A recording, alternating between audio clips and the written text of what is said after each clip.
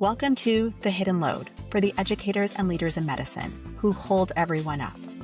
We will tackle the hard topics and help you conquer your chaos and get to calm, all by starting to acknowledge and remove that hidden load. This podcast is a space for us to name the things that are common but not normal.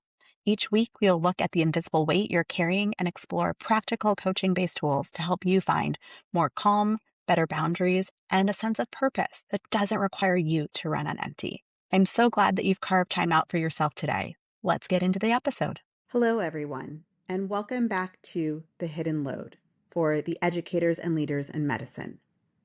I am your host, Dr. Santina or Tina Wheat. Before we dive in today, I want you to take a breath. I know that you have likely been running from one task to the next, because we all are. And today, I want to invite you to just be here for a moment. I want to invite you to have the time to reflect on your own situation. Because today, we are tackling a question that feels like a heavy weight in the pit of your stomach. And that question is, should I stay? Or is it time for me to go? Now, in medicine, some of us have been raised on a very specific diet of loyalty. For me, this was certainly not an abstract concept. It was something that I learned in my family, and it wasn't just about medicine. My mother, who was a baby boomer, worked for the same organization for her entire professional life. When she retired, she had put in over 30 years with one, albeit large, organization. Her philosophy was clear. If you take care of the system, then the system will take care of you. And in her world, in her situation, that was largely true. Every time there was a bump in her career, perhaps it was a departmental restructuring and positions were eliminated, or it was a change in leadership, there was always for her a mentor or a peer who leaned in or stepped in and was able to catch her and send her in the right direction. She landed on her feet just about every time because she was part of an ecosystem that absolutely valued tenure. And because I watched this happen, I grew up believing that that was the standard operating procedure for a professional life. She may not be in medicine, but it still taught me that loyalty could help you land where you needed to. If you put your head down, if you do the work, then the institution will reward you for your staying power. Now, let's be honest. That is not the reality today. And the House of Medicine in particular has changed. The safety nets that our patients have depended on have been replaced by productivity metrics, administrative turnover, and even for-profit systems. I have watched my peers and even my own I have watched my peers and even my own husband, who is not in medicine, find success not by staying put, but instead by being willing to move. I have seen friends and peers grow in salary, in title, and even in their own sense of agency, specifically because they were willing to look outside. And yet, for those of us who have still been holding on to that loyalty script, it can feel like looking at that door feels like it's an act of betrayal. An act of betrayal to the organization or to our patients, to our team, to our learners. But instead, what I want you to think of is if you're only holding on to that loyalty script and not looking outside, then maybe that loyalty script is an act of betrayal to yourself. So before I really understood the power of career coaching, a close friend told me about her interactions with her leadership coach. And I'm going to be very honest. At the time, I didn't even believe in coaching. I thought it was a little bit hooey and I was just listening. But as she was talking to me, as I look back at it, this is probably one of the first introductions I had to the true benefit of coaching. And she shared with me that this coach gave her a rule.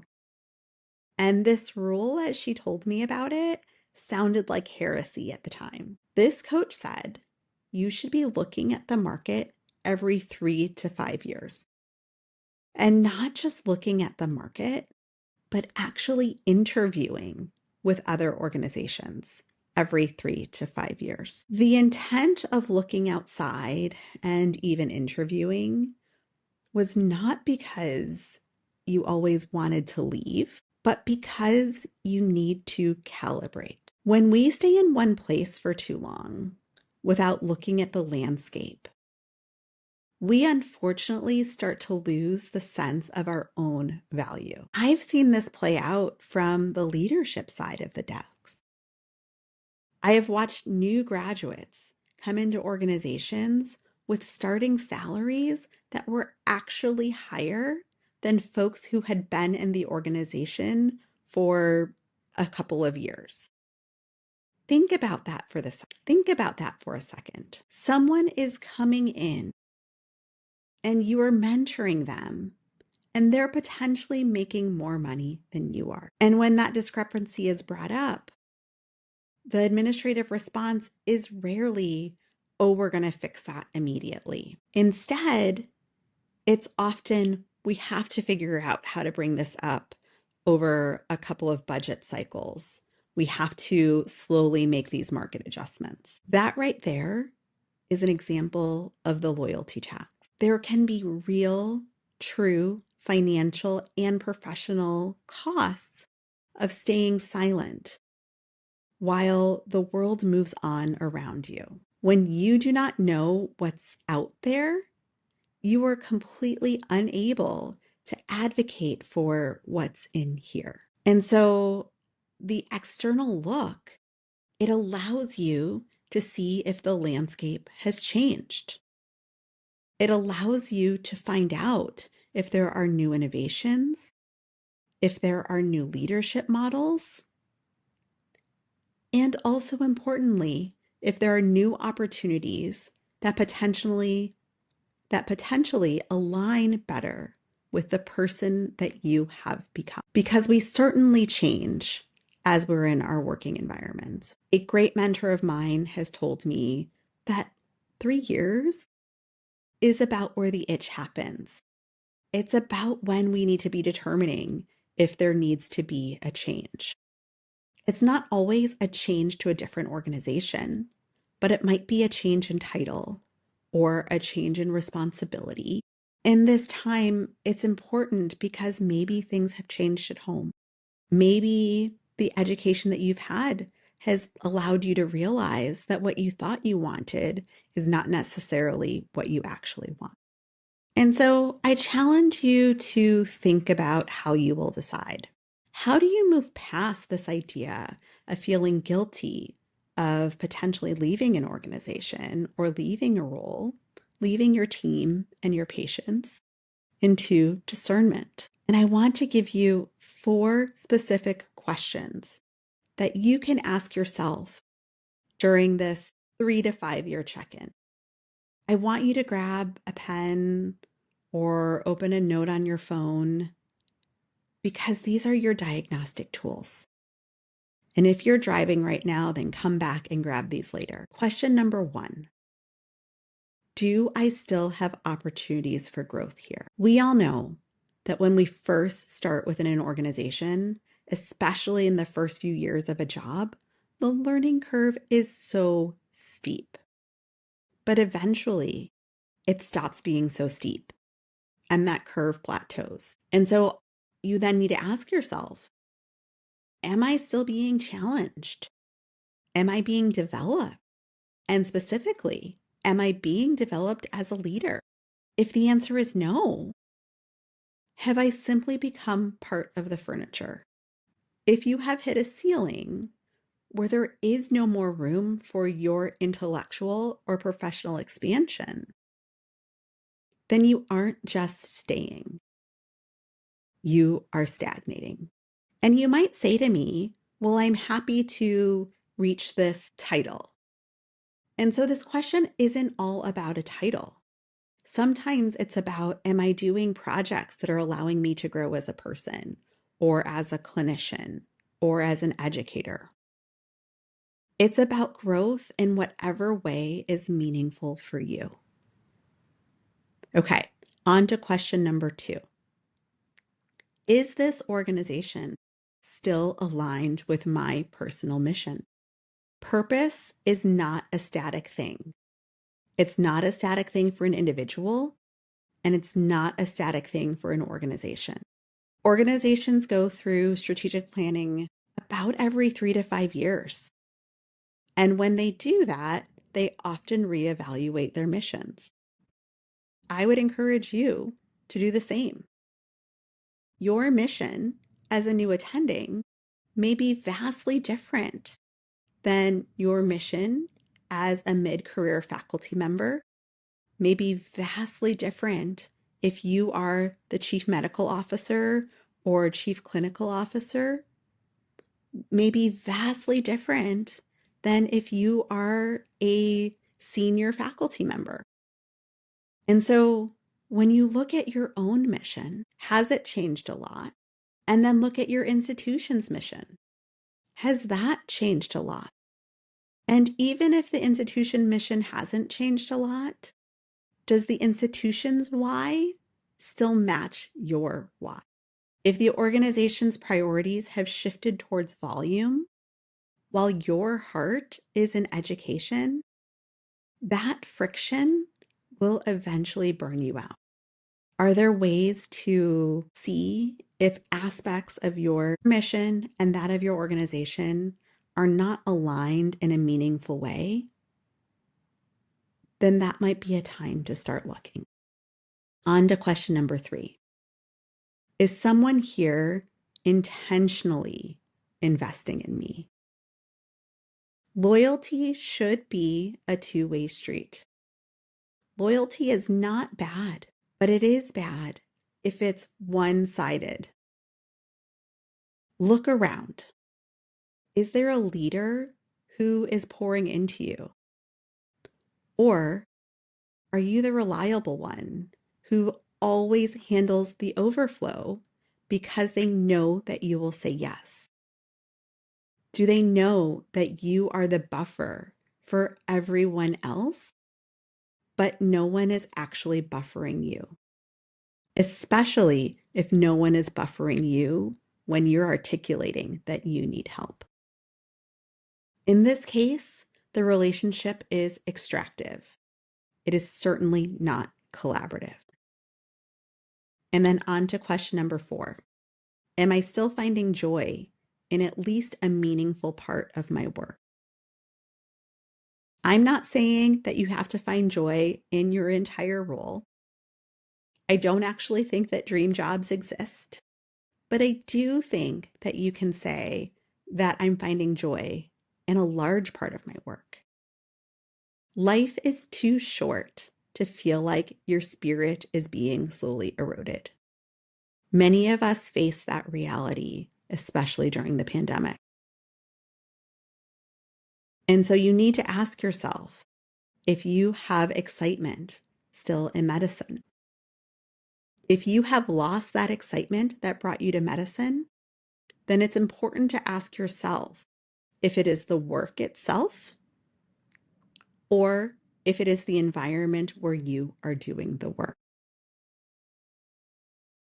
Sometimes doing the external work makes you realize that you have it great where you are, But other times, it gives you the permission that you need to realize it's time to leave. Now, I said you should be doing this evaluation every 3 to 5 years, but I don't think your calendar should be the only trigger. We have to acknowledge the additional hidden load of our personal lives. Maybe you have a new baby. Maybe you are grieving a loss. When I lost my mom was one of the times I went through this self-evaluation. Maybe you have an aging parent who needs you, or your spouse's career is pulling you in a new direction. In medicine, we are taught that our professional commitment should be our primary identity. We feel like we have to sacrifice our household's needs to maintain institutional identity. And while I do believe that our professional identity is part of our identity, I don't think it should be the key focus. But let me tell you, leaving a job because it no longer fits your life is actually an act of high leadership. It means that you are managing your own most important resource, your own capacity, and you're doing it with integrity. Changing your role to be the parent or the child or the partner that you need to be isn't quitting.